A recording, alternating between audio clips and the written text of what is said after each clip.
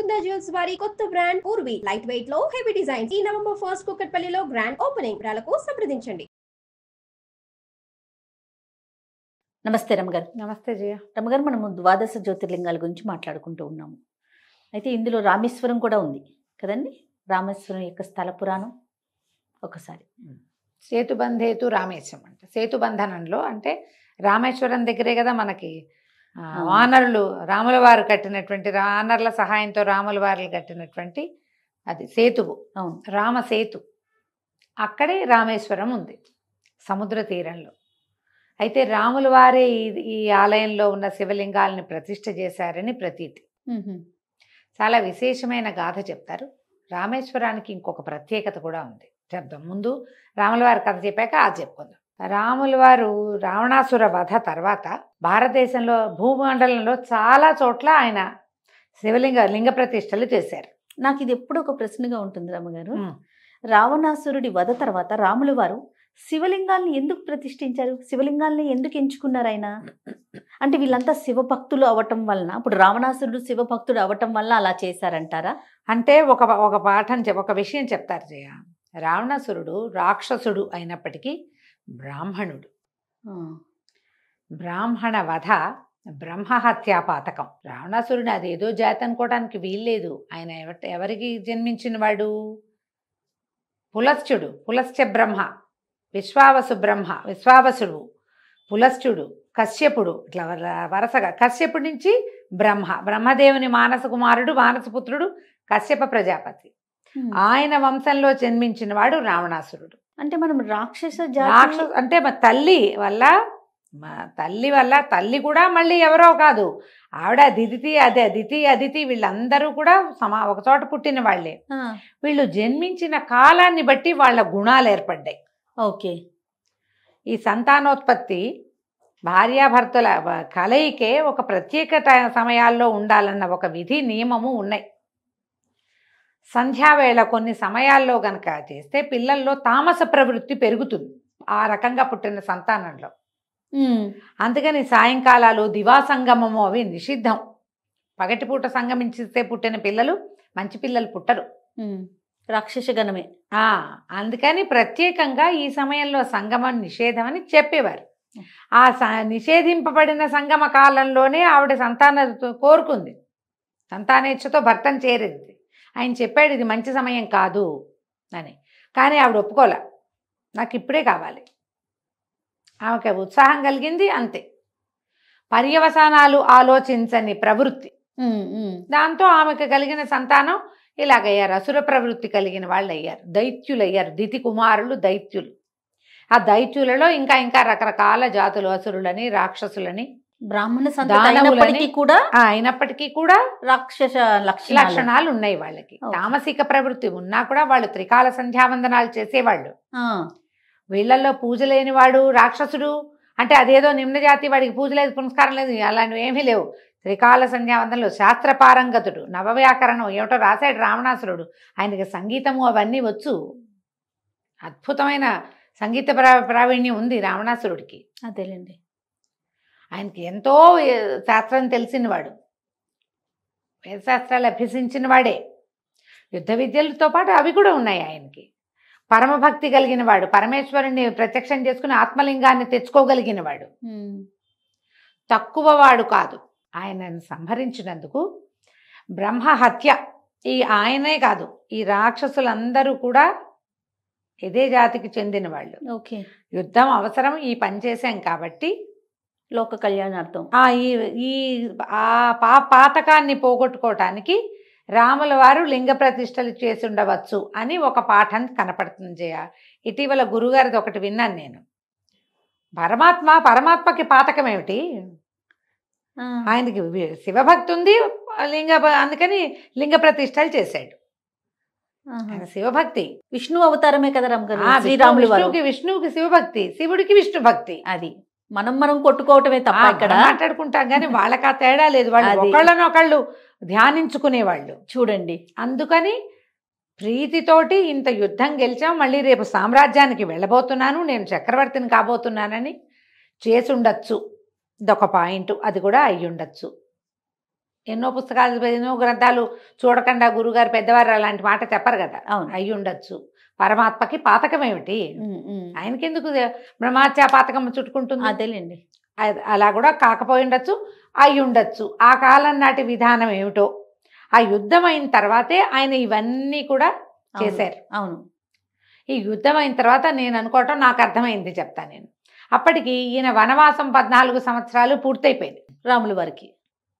వనవాసం 14 అయ్యాక ఆయన వెళ్ళి ఏం చేయబోతారు? వెళ్ళి వచ్చి వాళ్ళ అమ్మని ఆ పింతల్ని చూడడం కాదు, సామ్రాజ్య పట్టాభిషేకం చేసుకోబోతారు. అవును కదా.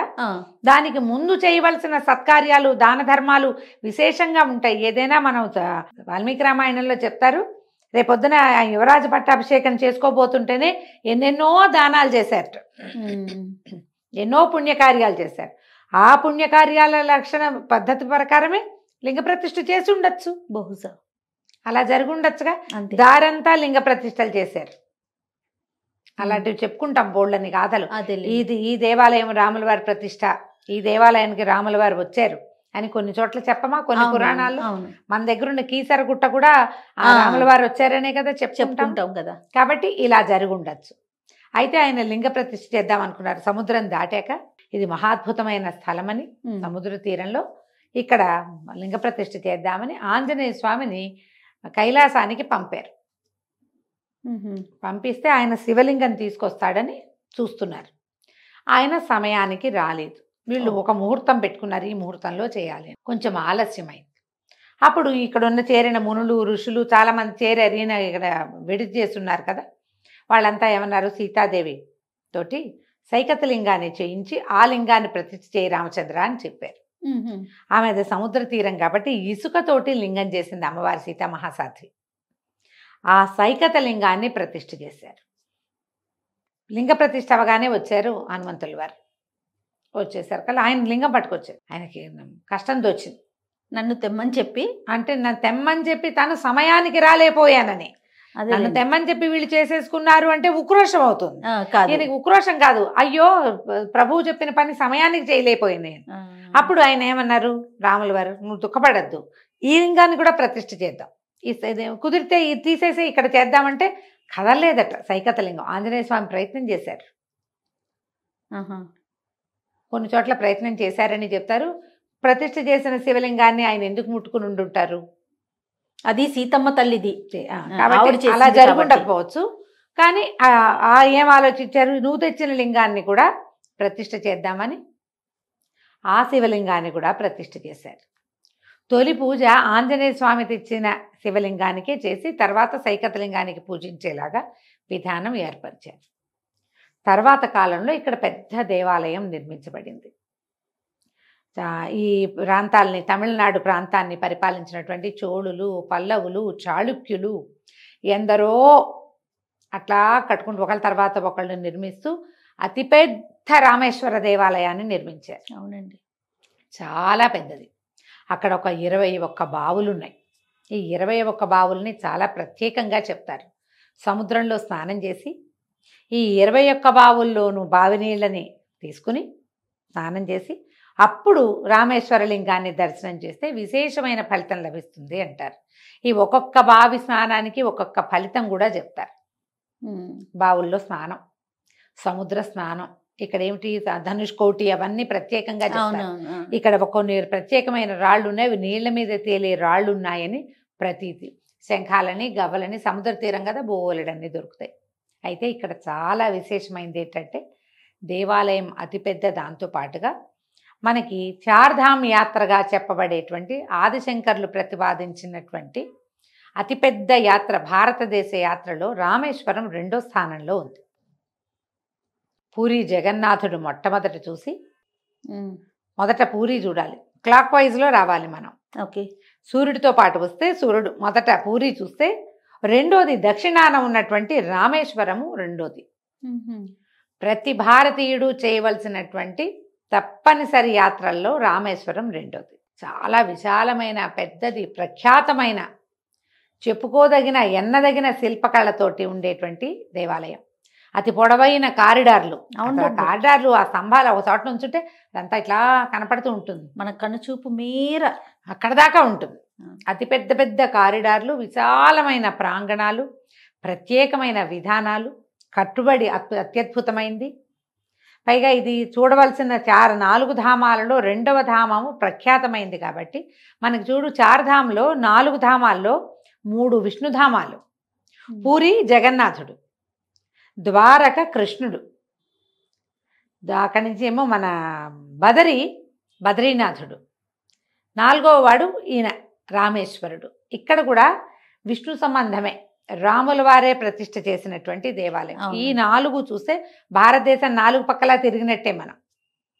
ఒకటేమో ఇటు తూర్పుకుంది, రెండోదేమో ఈ పడమటుకుంది, మళ్ళీ చూడు దక్షిణానేమో ఇది ఉంది, ఉత్తరాన ఉన్నది బద్రీనాథ్. ఈ 4 చూస్తే ఏముంది, భారతదేశం 4 పక్కలా చూసేసినట్లే. ఆ వాట్లల్లో ఉన్నటువంటి ప్రఖ్యాతమైన 2వ ధామంగా కూడా రామేశ్వరం చెప్పబడుతుంది. అమ్మవారు అఖిలాండేశ్వరి పరమాద్భుతంగా ఉంటుంది, అయ్యవారు పరమాద్భుతంగా ఉంటాడు. 2 శివలింగాలని మనం దర్శనం చేసుకోవచ్చు. రామేశ్వరం జీవితంలో ఒక్కసారైనా చూడాలి. అందుకని సేతుబంధేతు రామేశం అని చెప్తారు. రాముల వారు ఎక్కడ సేతువు కట్టాడో అక్కడ దాటి వచ్చి ఆ సముద్ర తీరంలోనే రాముల వారే స్వయంగా ప్రతిష్ఠ చేసి సీతామహాసాధ్వితోటి చేయించబడినటువంటి సైకతలింగం. ఆంజనేయ స్వామి కైలాసం నుంచి తీసుకొచ్చినటువంటి 2వ లింగం. ఈ 2 శివలింగాల్ని మనం ఇక్కడ దర్శనం చేసుకుంటాం. ఎవరికి అవకాశం ఉంటే వాళ్ళు రామేశ్వరాన్ని చూడండి తప్పకుండా. ఇక్కడ ఏంటంటే ఆ సముద్ర తీరము అన్నీ బాగుంటాయి. అవును, ఆ సముద్ర తీరంలో ఆ ధనుష్కోటి అవన్నీ చూడగలిగితే ఇంక అంతకంటే ఇంకోటి లేదు. సముద్రం పక్కన ఈ బావుల్లో నీళ్లు ఉప్పగా ఉండవు, అది ఇంకో ప్రత్యేకత. అవును కదా, చూడవలసిన దేవాలయాల్లోనే వెళ్ళొచ్చావు కదా, అద్భుతం, నిజంగా జన్మ ధన్యం. అదే, తప్పకుండా రమ్మగారు. నమస్తే. నమస్తే.